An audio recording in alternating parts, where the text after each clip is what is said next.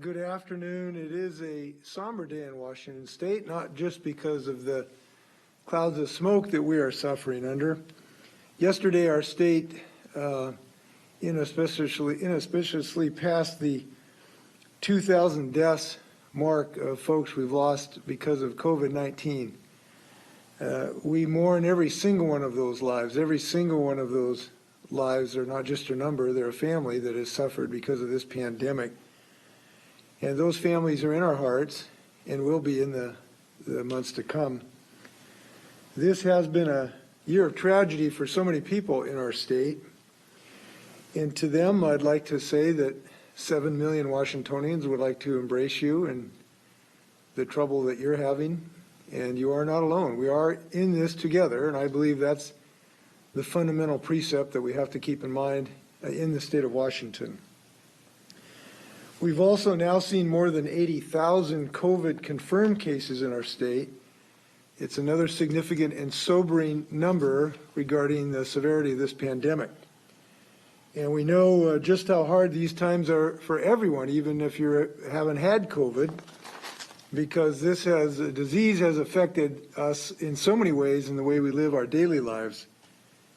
But I have to tell you, I am heartened to seeing Washingtonians all over the state in so many ways banding together to fight this terrible disease.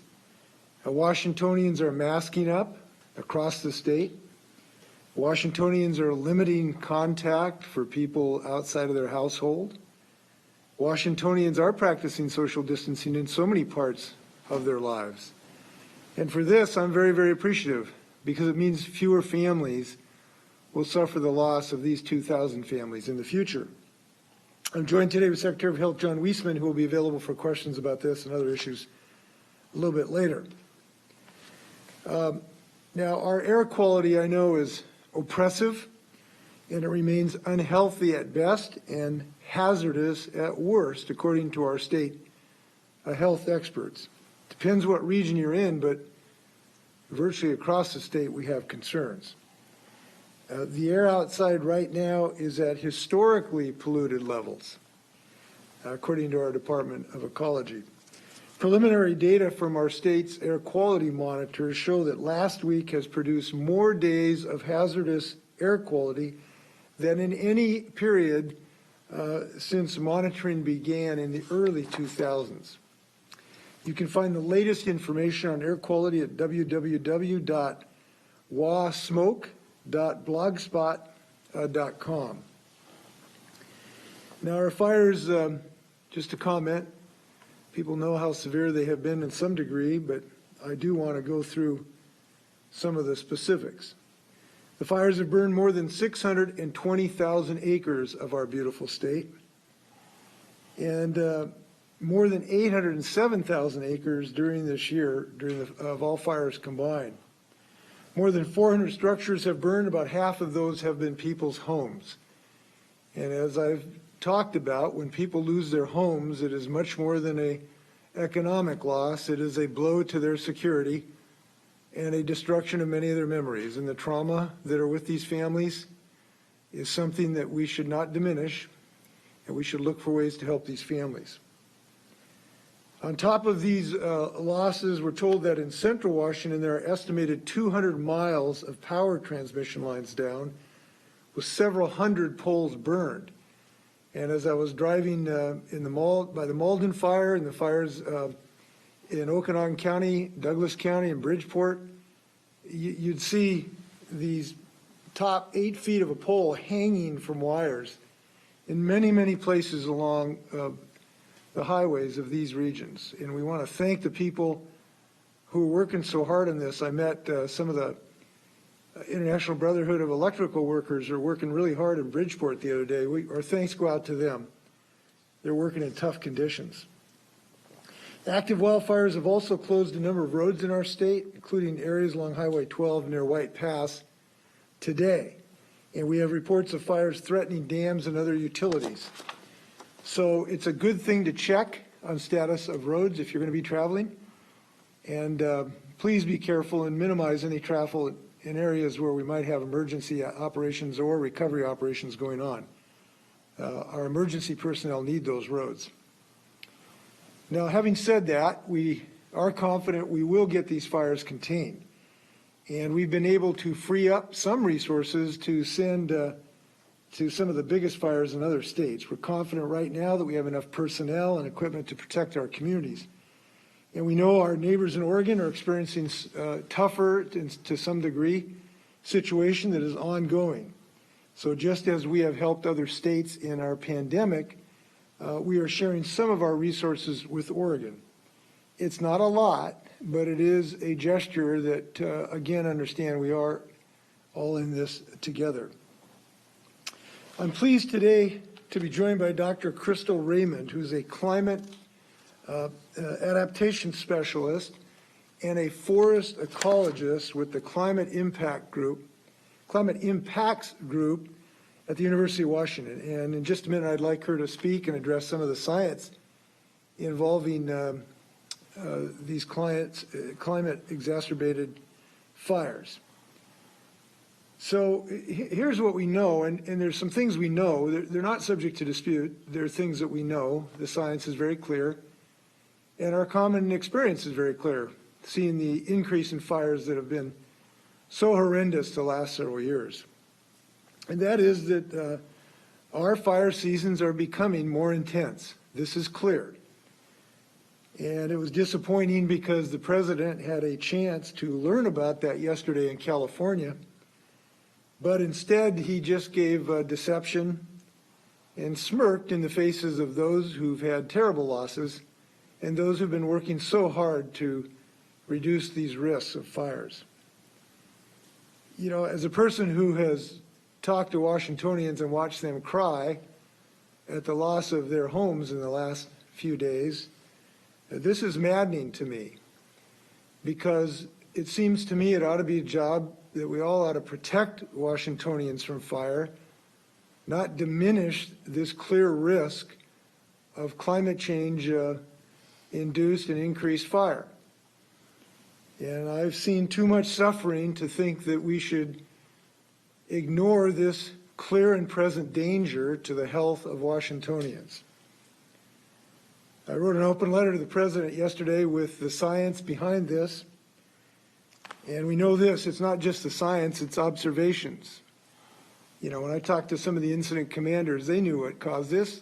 Extreme aridity, extreme dryness of grass and sagebrush together with wind. And we know that that lack of humidity is going to increase, and already has, because of changes in the climate.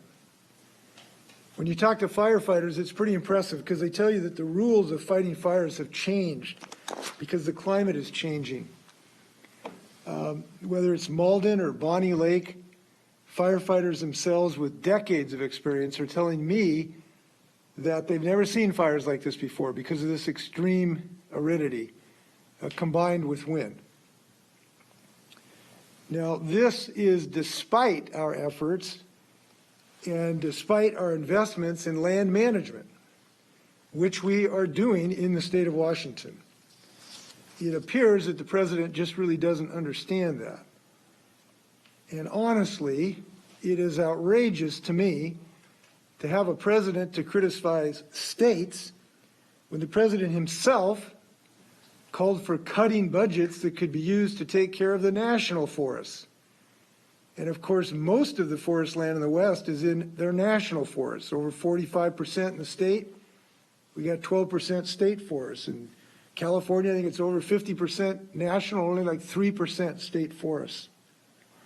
But the president's budget proposal for 2020 would have cut $950 million from the U.S. Forest Service, including a 16% cut to state wildlife action plans. 2 years before that, this president, who comes and criticizes us on the West Coast, proposed cutting $300 million from the Forest Service wildlife initiatives. So we're not going to have someone who doesn't know which end of an axe to hold be criticizing us when he himself has tried to reduce some of these actions in the West Coast. Now, we do know that forest management may be an important part of this, but it's only one of the many cogs in what has to be a coordinated strategy where the federal government needs to be a better partner. What we're experiencing right now stresses the urgent need for climate integrated plans to address natural disasters that are intensified by human-caused climate change.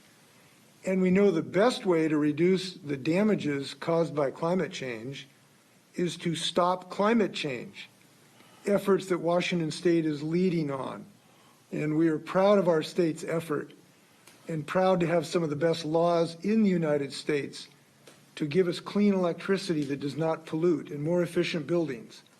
And we have more work to do in this regard. So I've asked Crystal to join us today to talk about what is driving the intensity of these wildfires and just some of the crucial steps needed to address the problem for our own sake and for our children and grandchildren's. So with that, Crystal, if you can introduce yourself a bit and turn it over for your comments. Great, thank you for the opportunity to talk today. And I'm Crystal Raymond. I'm a climate adaptation specialist with the Climate Impacts Group at the University of Washington. I'm also a fire ecologist. I've been studying fire and the connection to climate change for over 10 years now.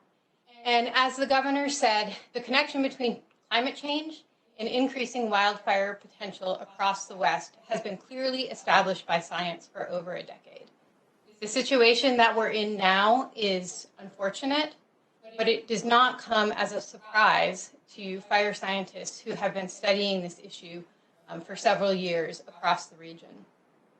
Higher temperatures and drier summers are drying vegetation and fuels across the western U.S.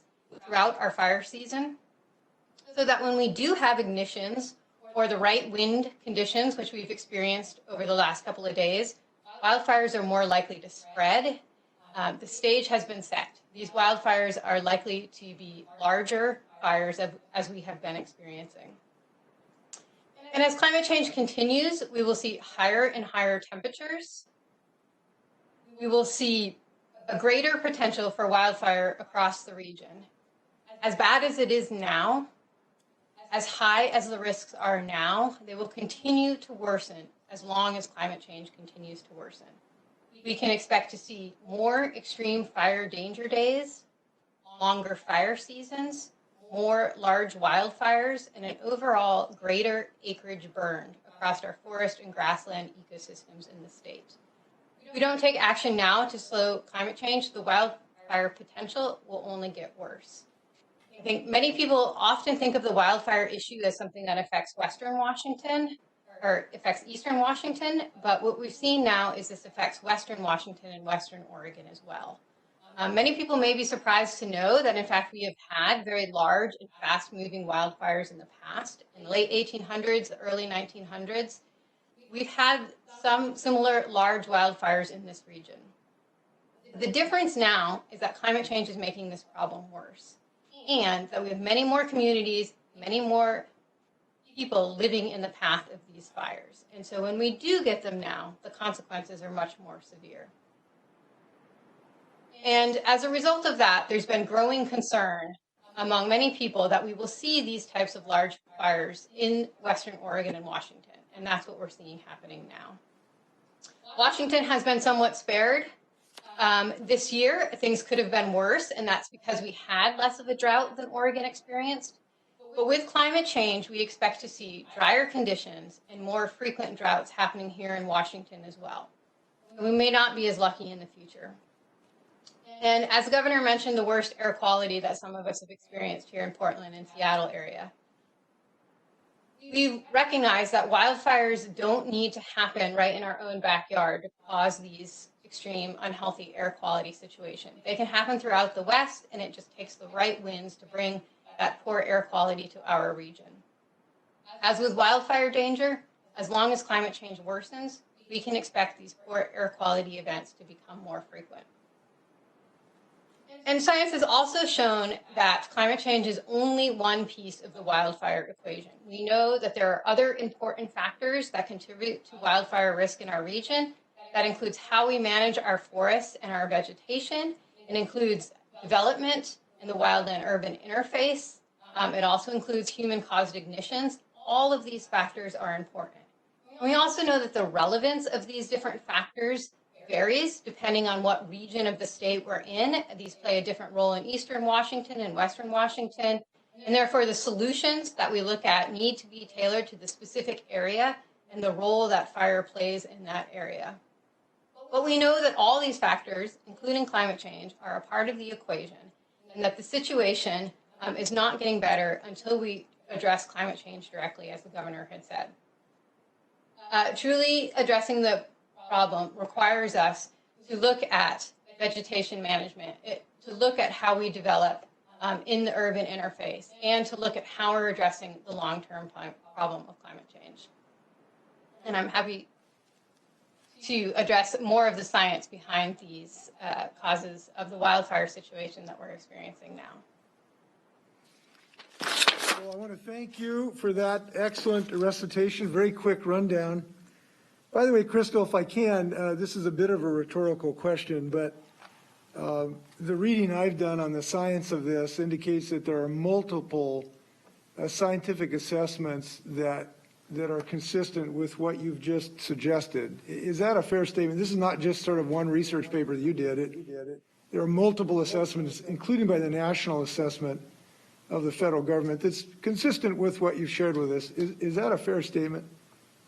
That's correct. There's been a number of scientific papers that have addressed this issue, whether they're looking at longer fire seasons, more acreage burned, the number of large fires.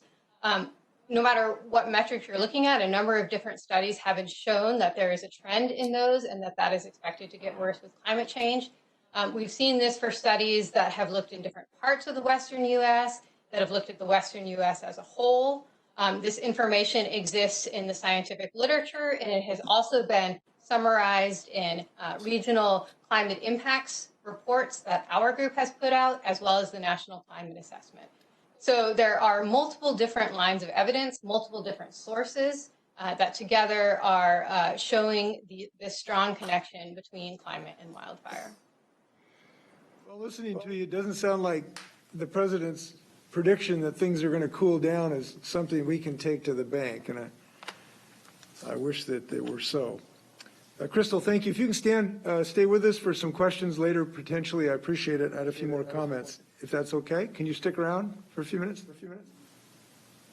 Crystal? Yes, I can stick around for questions. That would be great. Thank you.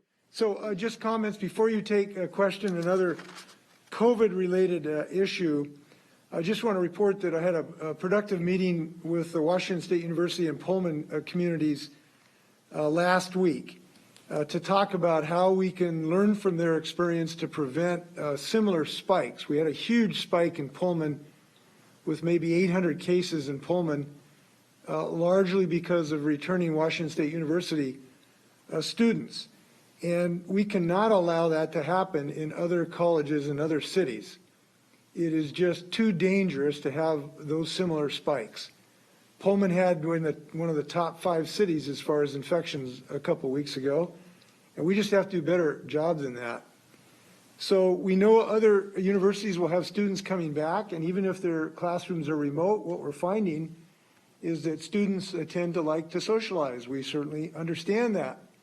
But that socialization that takes place in apartments and dorms is killing us. And that's what's happened in Pullman. So I will be having further discussions with administration, leaders of colleges, the student body leadership, and police agencies. Tomorrow, actually, we're having a discussion to share how we can all be active to prevent these horrendous events from happening in other college communities. And this is important, obviously, not just for the college students whose health we care about. We know that young people may be less susceptible, but they can have very severe consequences. But these communities, if people come back to Bellingham and Ellensburg and in Olympia and Vancouver and then affect the rest of the community, this is just unacceptable. So I'm looking forward to all of us pitching in to encourage students to act responsibly and socially distance, and not allow the desire to party overcome our desire not to kill people in your family and your community. So I'm looking forward to some pretty aggressive actions in that regard. I also want to thank the Pullman police who have actually issued citations to party operators. And the Pullman City Council is considering a further ordinance to allow citations against party goers under these situations. So I'm looking forward to us all pitching in. I also want to say that there is reason for concern in this regard. We just cannot abandon our gains that we have had. The latest projections from the Institute for Disease Modeling have not been hugely encouraging because they indicate there may have been an uptick in our R0 number, our effective number. You see the graph here, and we've gone perhaps above 1 again. It's possible this coincides with more fall activities starting up, such as return to classes, but it's surely a reminder that this disease demands our continued diligence. We need to keep up our great work.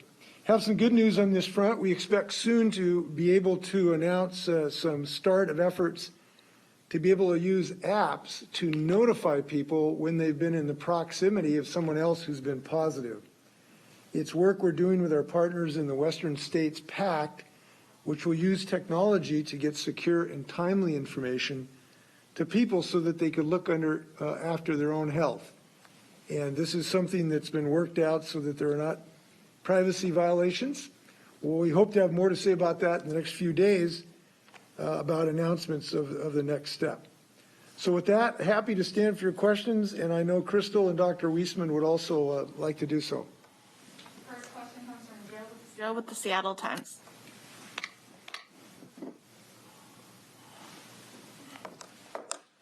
Joe, are you there? Yeah, sorry, can you hear me now? Yeah. All right, question for the governor or Secretary Wiesman. Can you walk us through what you know about the increase in, I believe it's the Eastern Washington COVID transmission rate? Is that all attributable to Whitman County, or are you seeing other transmission bad signs elsewhere? John, we'll take that. Right, so indeed the largest uptick really is in Whitman County in the association with the students' return, as the governor said. We are seeing a little bit of uptick in a few counties, but the central counties have been sort of starting to come down. You know, the great success that Yakima's had, Okanagan's rates are coming down as well. Benton's have been coming down. So, you know, the large activity right now seems to be in Whitman, although there are certainly still cases in those central counties and in Spokane. So we're keeping an eye on all of that. And again, I think the message for everyone is this virus hasn't gone away. We still need to pay attention to masking up and keeping our physical distance and keeping everyone safe. If I may, what we're seeing is that the front lines on this battle against this pandemic are moving, maybe a little away from some of our businesses, but now moving into the living rooms and the kitchens and the dens and the dormitories and the apartments, where we're very concerned that as fall approaches, people come inside, college students come back, get back to their old ways of partying, and these numbers blow up. Look, in Pullman, they exploded. It's something like, John, was I correct? There's like 70% positivity. Am I wrong about that? I think I was right about that. Yeah, in some days, depending on how much testing was done. So these are not like modest bumps. These are explosions that can happen, and in smaller communities, not just in, not just in downtown Seattle. And so we've done, I think, some really good work in our state. Business leaders and employees have pitched in to adopt social distancing in businesses. Some businesses have not been able to be open, which is incredibly painful to them. And to go all through that economic dislocation and then have our social activities blow this thing up again, we just can't allow that to happen. And so I'm asking all Washingtonians to be leaders this fall in the battle against COVID in their living rooms, which means we just can't have groups of people without masks, without being social distance, who are not in our household. Somebody was teasing me online the other day.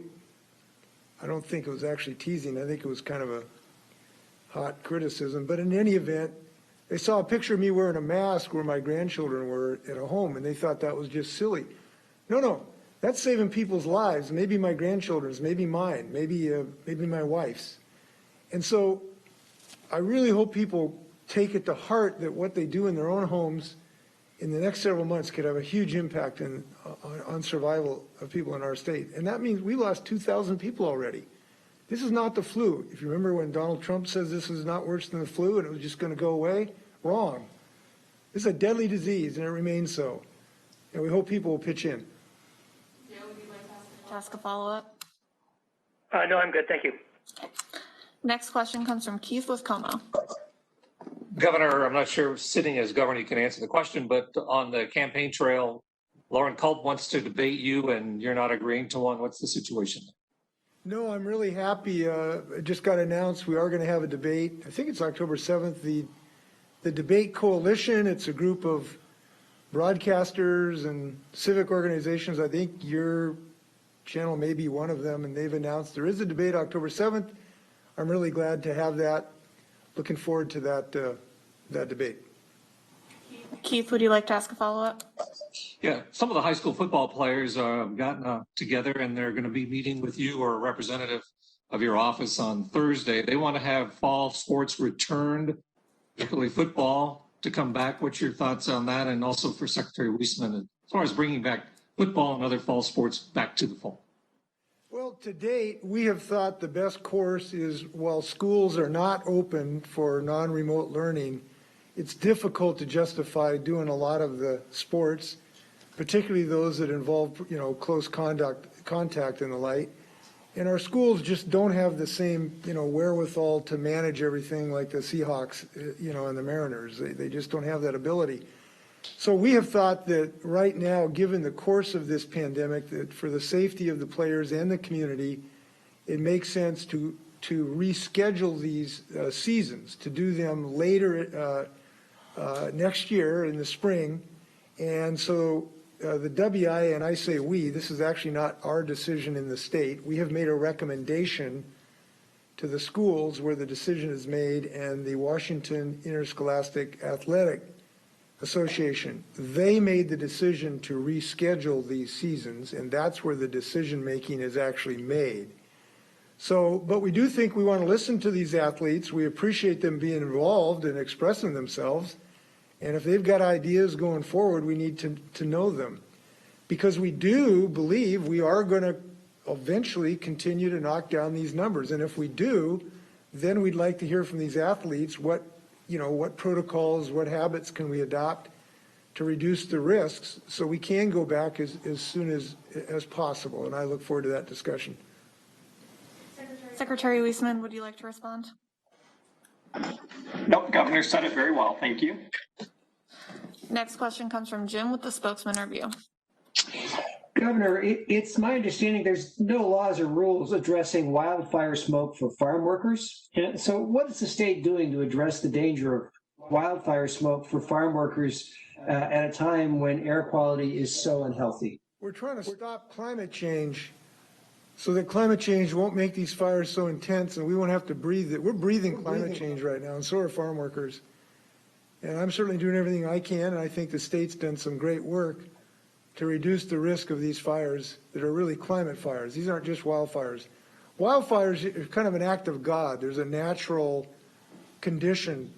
These are climate fires because they've been intensified by the climate change that makes our grass so dry. And I appreciate Crystal's explanation, but to some degree, it's not really rocket science that when we get hotter temperatures, the grass gets drier and you get more fires. This really shouldn't be subject to a lot of debate, and isn't in the scientific community. So what we're doing specifically for ag workers, we don't have a specific, rule in this regard. We encourage everybody to try to protect their own health, and certainly employers to do what they can. So I can't tell you that I've got some filtration system that can help ag workers. And I also want to show my respect for the people fighting these fires who have to breathe this, 14 hours a day. I frankly don't know how they do it. I was kind of coughing when I went up the Sumner grade fire the other day. I could already take 20 minutes of it. So I will you didn't ask this question though. I am glad that some of our activities, some of our rules to protect ag workers, I think, are working. We've had good success. We've imposed a testing requirement for ag workers at an orchard operation in Brewster, and that's gone very well. I think that a considerable number of our hygiene requirements are working to reduce the risk to these really hard-working folks in our state. Jim, would you like to ask a follow-up? On a similar vein, is the state doing anything for the homeless population, which is out in this unhealthy air right now? Well, to the extent we've helped some local communities have set up sort of a non-congregated sanctuaries, and I think that's a good idea. I appreciate cities and counties doing this in a variety of different places. By the way, I want to mention when you talked about ag workers too, this doesn't prevent the problem, but we have established some funds to help ag workers during the COVID crisis that to some degree is contemporaneous with this smoke. So I hope that will be helpful. It's $3.5 million for ag workers, and I hope that can help some of these folks through these problems. Next question comes from Essex with Cairo. Yes, Governor, do you risk placing too much emphasis on climate change when in the short term it is forest management and wildlife management practices that would ease some of the problems in the next few years instead of the next decade? No, look, we're doing those things in the short term. We're doing management. We've done management, I think, about 60,000 acres on state land. We're doing these things, and I appreciate the hard work that's being done to do that. So we are taking short-term measures in this regard, and I appreciate homeowners are doing short-term measures as well to try to use fire-wise protocols to fire-wise their homes so they're less likely to burn. These can be really successful. It's amazing how often I'll go and see 3 houses burnt and then one that's, not burnt because people have been successful removing brush and tinder and, pine needles from their gutters and the like. So we appreciate that work as well. But no, I don't believe, look, when you have hurricanes battering the South, Miami Beach getting flooded by rising sea levels, hurricanes up and down the East Coast, the Midwest being flooded so badly that you had massive amounts of losses by farmers. I remember visiting a little town called Hamburg, got washed away. It was founded in like 1880 or something, and it lived all those centuries until you get these climate increased flooding that's washed away the Midwest. And in the West, it's all on fire. When those conditions exist, I believe we have a responsibility to speak up. And we're doing that. I'm not the only one doing it, thankfully, and I'm glad we're doing some things about it, about climate change in our state. And we're growing jobs because of this too. I want to mention this. As I was leaving Malden the other day, I saw kind of the alpha and omega of climate change. The alpha was the terrible losses. The woman who just could not stop crying, who told me that her dream was gone because she dreamt of living in a small town in a beautiful place with nice people, and that's Malden, and that dream has just been destroyed for her, and she couldn't stop crying. When I left town, I came around the corner and I saw wind turbines up on the ridge to the southeast where we're spinning clean electricity. And we're creating jobs of people who are maintaining, they got really good jobs maintaining those wind turbines and building those wind turbines, and sheet metal workers and laborers who've built them, and farmers who are getting royalty payments from them. That's a future that we can embrace and create lots of jobs. So I think we're doing the right thing in our state, which is leading the nation away from more climate fires and towards more clean energy jobs. That's a good future for our state, I think. Essex, would you like to ask a follow-up? Yes, my follow-up is for Dr. Raymond. The high winds that we've seen driving these fires so unusually, are the high winds linked to climate change?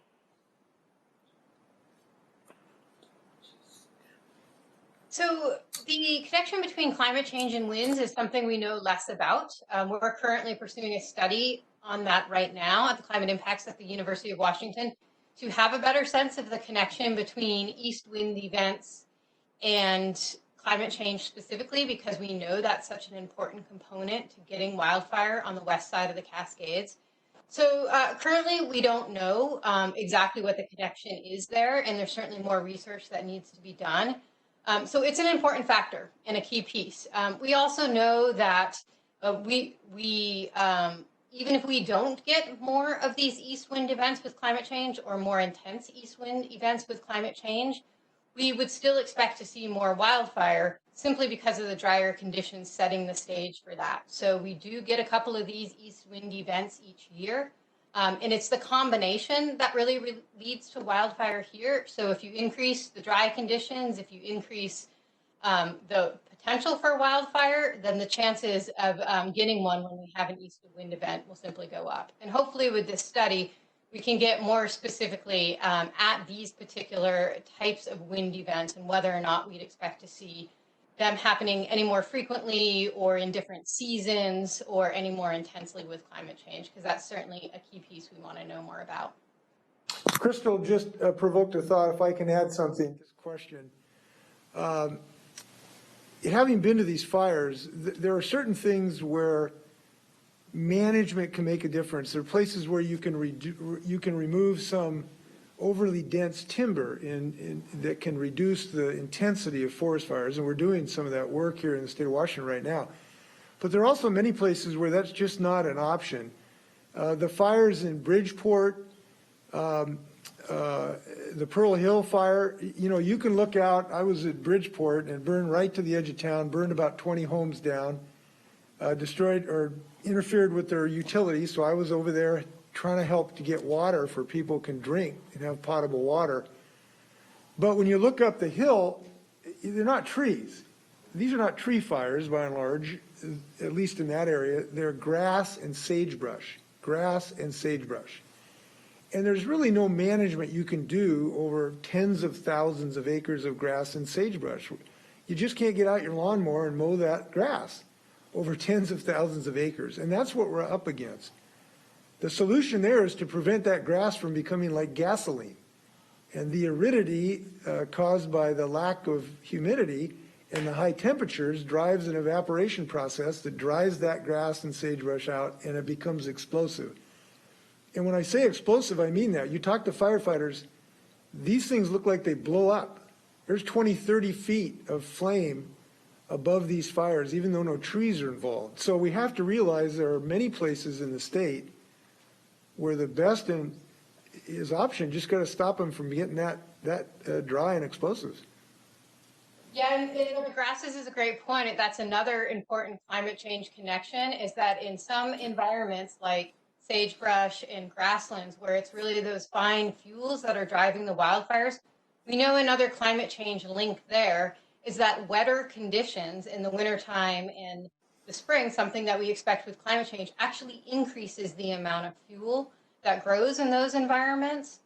And then that fuel dries at the summertime and actually becomes more available to burn. So we know that the changes in precipitation in the winter and the early spring, what we expect with climate change, more wetter conditions then can actually contribute to the wildfire problem in those grass and sagebrush type environments. So it's another factor there. And then in terms of the solutions, yes, we know that different solutions, different approaches are going to work in different environments depending on what the key drivers of wildfire are. And in certain places, vegetation management, fuel treatments are going to make a bigger difference. In places where we've actually taken fire out of the system, doing something to reduce the fuels that have built up will make a much bigger difference and have more of an impact in those environments. In other cases, that's not going to be the case. Next question comes from Alexis with the News Tribune. It sounds like the UW plans to test 10,000 people returning to campus for COVID-19. And I'm wondering if the state thinks widespread testing like this of people who don't necessarily have symptoms might be practical in other scenarios at some point. John, you want to talk about that? Sure. So yes, the University of Washington, I think, just announced yesterday a sort of multi-pronged testing approach that they're taking with their students, offering folks in partnership with the SCAN project to do testing both when they first come back as well as periodic testing. So they're making resources available to do that. We definitely think that testing is one component of this approach, and different universities are trying different approaches. And I think we have a lot to learn to see which approaches seem to work best all across the US. There are different universities that are taking different approaches here. I think those we're going to learn a lot from those as the different universities do that. I also think, as the governor said, that key to this is behavior change as well. We need to have folks who are acting differently this school year than they used to. The parties that folks might have had with large numbers of folks is not something that's safe to do this year.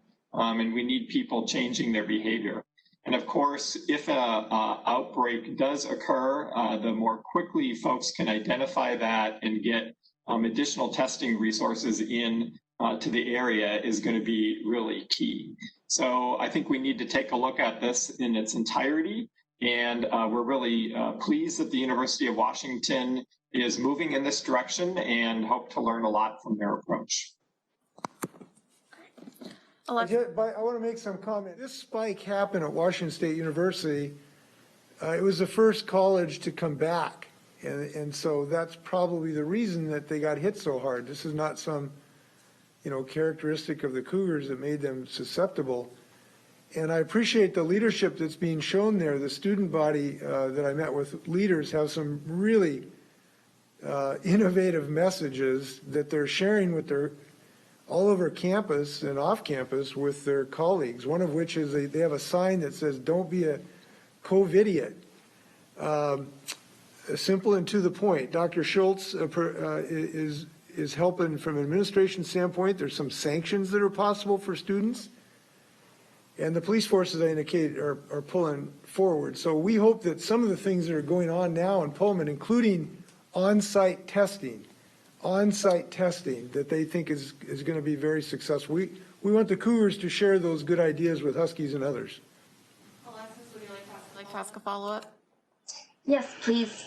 Governor, do you have any updates on a timeline for a potential federal disaster designation? Is the state still in the process of assessing damage this week for the fires? We are collating image. I don't have an update for you. We're doing it as fast as humanly possible. We're very hopeful that the administration will be fair to us in the state of Washington. In our last request in the last fires, we were not granted that. Frankly, I was very disappointed by that failure of the administration. I hope that we have a better result this time. So I can't give you a specific timeline. Next question comes from Drew with King 5. Good afternoon, Governor. I wanted to talk about schools. Snohomish Health District has a plan to offer guidance for in-person learning potentially in November if the numbers continue to trend down. Are you concerned about that? Pierce County's been looking at that as well. You talked about people heading back inside come this fall with potential increases.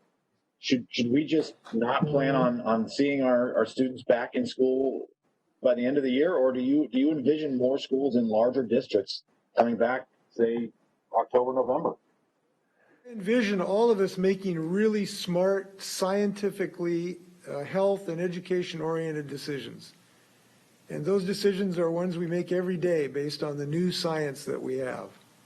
I'm obviously hopeful that we get back in school classes as soon as consistent with good health decisions based on the science.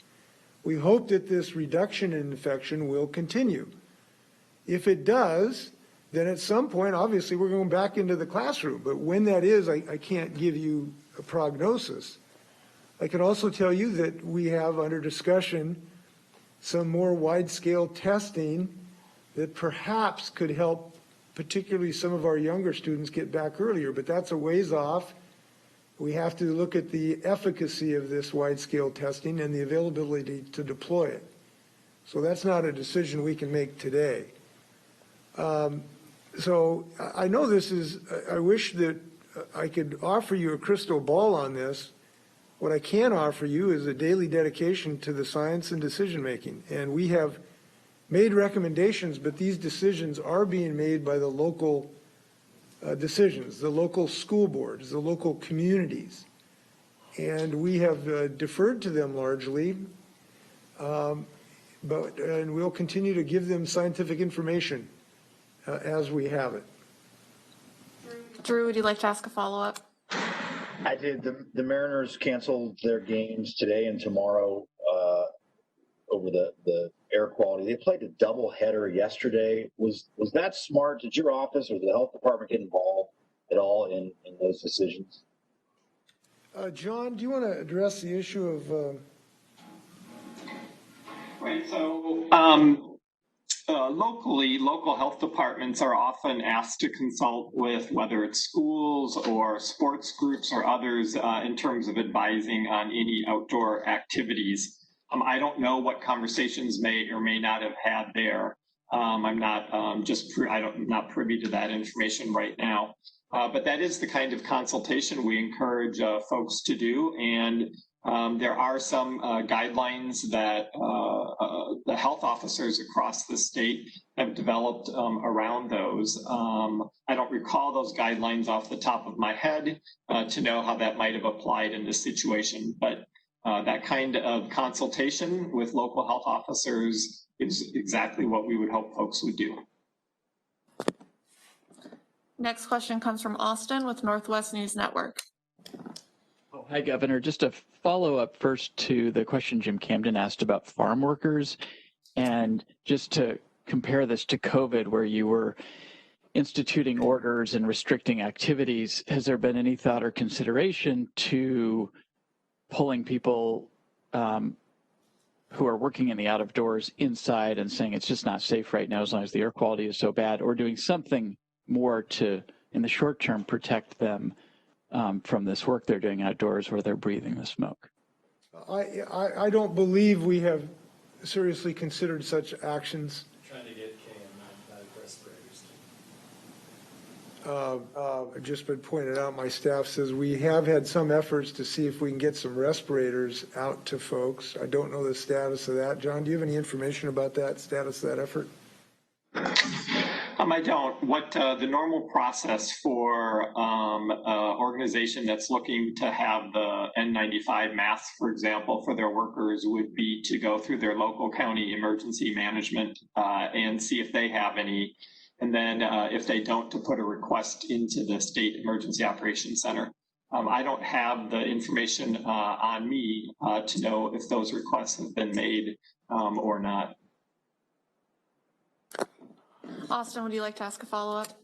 Yeah, just in follow-up to Drew's question about school reopenings, it looks like based on the decision tree that DOH put out, that quite a few districts would be in counties that are in the moderate category, where at that point the recommendation is to expand in-person learning to elementary school students.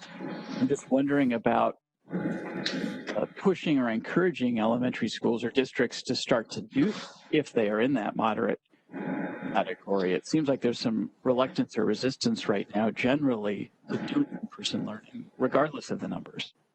Right, so I was going to actually add on to what the governor said to the earlier question, and this is exactly what I would have been talking about had I jumped in. So we are seeing some good progress, as the governor said, with our rates coming down. And Austin, as you point out, I looked at the numbers yesterday, I think it was, and 4 counties right now have had no cases in the last 2 weeks. 6 counties have had case rates under the 25 per 100,000 over the 14 days. And 15 counties have that sort of rate in the moderate, as you were talking about, between 25 to 75. And the guidance has been, and again, these are local decisions that need to be made, but the guidance that we put out was once you're below 75, some thought should be given to bringing back younger kids first, perhaps in a hybrid model with again the physical distancing that's needed, the mask, the face covering being worn, the attention to the sanitation of the school. And so there are schools and counties now that are reaching that point where I know they are giving that thought and certainly falls within the guidelines.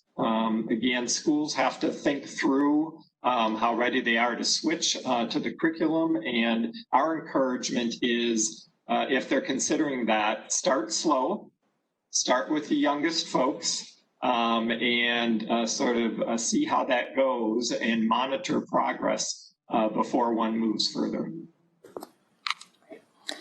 We have time for just 2 more questions. Next one comes from Jerry with the Everett Herald.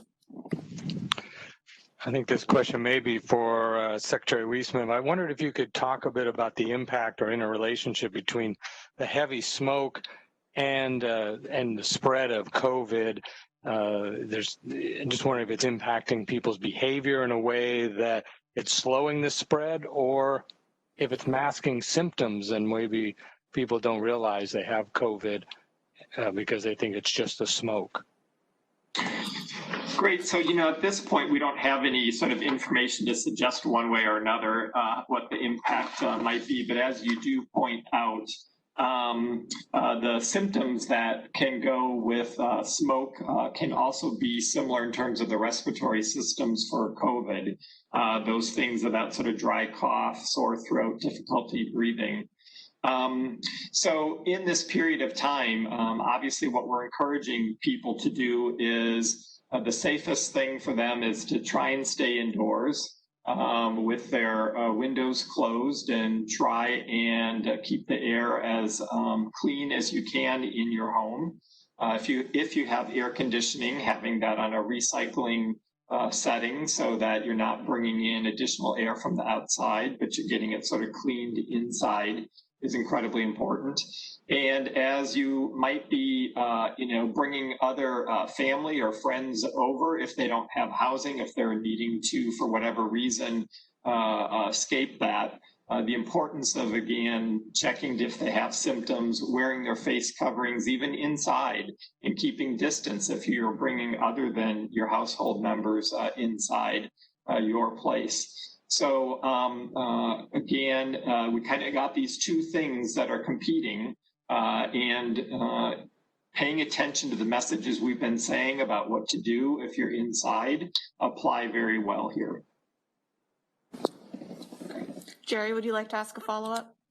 Yes, please. I wondered if you could put in context too, are not estimates concerned about an uptick? Those stats seem to be before Labor Day, but case counts are coming down, especially in the largest counties. So what are you anticipating from Labor Day? Are you expecting a surge, or do you have evidence or signs that there won't be? What are you expecting, and can you put those two numbers into context? Well, we're going to have to wait and see what the numbers say, obviously, but what I'm hopeful about is that folks maybe have learned some lessons from sort of Memorial Day and July 4th and understood or heard our messages around the holiday and continuing to be vigilant about the protective measures we've been talking about. I think, if we are going to see an uptick from that, we would be expecting to see that probably any time about now. The average incubation period is about 5 days or so, and it can be as long as 14 days. So we're watching those numbers. It will be a bit tricky, I think, for us right now to fully understand what's happening because of the smoke conditions out there. A number of the community-based drive-through test sites have closed the testing because of that sort of dangerous or hazardous air out there. So it's going to take us, I think, a bit of time to see what's happening. Now, the good news here is when we look at other data like hospitalizations, those hospitalizations have come down also over the last 4 weeks. So we'll be looking at other data as well, not just the testing data. We'll look at hospital admission data or emergency room data to see if there's an increase in COVID-like sort of illness admissions. That might be a bit difficult to tease out as well, because some of those in terms of respiratory are also going to be related to the smoke issues. So we're going to do our best to keep our eye on it and understand what might have happened. But again, like all of these, we actually have within our own personal power the ability to prevent ourselves from getting COVID. We have time for one more question. It comes from Hannah Scott with Cairo Radio. Hannah, are you there? I'm here, yes. So this question would be for the governor or for Dr. Raymond. I'm wondering, acknowledging, of course, the role that climate change has to play, but can you quantify the importance of forest management related to that and rank where Washington stands as far as investing in that? Well, I know that as far as ranking, as I've indicated, the national forests have the predominant forests in our state. I think it's about 42% national forests. I think it's 12% state forests. California, it's like 52% national forests and 3% state forests as far as how we rank. I don't have any sort of ranking of state effort, except that we, as I've indicated, we have about a $16 million budget, I believe, that includes some of this management work. As I've indicated, we've done, I believe, about 60,000 acres in the last 3 years, so it's not insignificant. But you do have to realize the vast landscape we're dealing with. You know, and this is one of the things I don't think the president appreciates. He said if we just picked up the leaves, that would be okay. I think he's maybe used to Central Park. Just the areas in one fire that burned in the last several days is 7,500 times larger than Central Park. These are vast landscapes. So the challenge is quite significant, and I'm glad we're acting. I think we're doing within the state of our resources about what we can do. Dr. Raymond, do you want to add anything to that? I would just emphasize that the role of forest management, it really depends on the different forest types, as we talked about, and there are some places where it makes sense and it's going to have a much bigger role in reducing the potential for wildfires. And then we know there's other places where it's really going to have to be an issue of emergency management, building codes, how we build in the wildland urban interface, and then in both cases addressing climate change. So I think it really depends on the forest type, the vegetation type that we're talking about in terms of how big of a factor it is. And that really varies for different forest types around the state. I think the concern that some of us have is that the president is using this as an excuse for inaction against something we do know is a problem, which is climate change. Nobody that I know of is arguing that we shouldn't do some of this fuels management program on our forest lands. Nobody's arguing that. That has a place in this. There's no question about it. But by using that as an excuse to ignore this mortal danger of climate change is inexcusable. And it's consistent with what he did on COVID, which is ignore the science, say the science isn't there, downplay the program, and it's exactly what he's done on climate change. He said that climate change is a hoax, it's just going to cool down, and then look for excuses for inaction, just like he did on COVID. And having seen people standing in the ashes of their home, that's not acceptable to me, and it shouldn't be acceptable to any Washingtonian. We deserve better from our federal government and our leaders in that regard. Now, another thing I'll add, and perhaps I indicated this too, there's clearly places where some management can help, but there's a whole lot of places where it can't. One of which was Bridgeport. The other was Malden. I asked the incident commanders, is there some management that could have stopped this fire? And they said, of course not. These are grass and brush fires.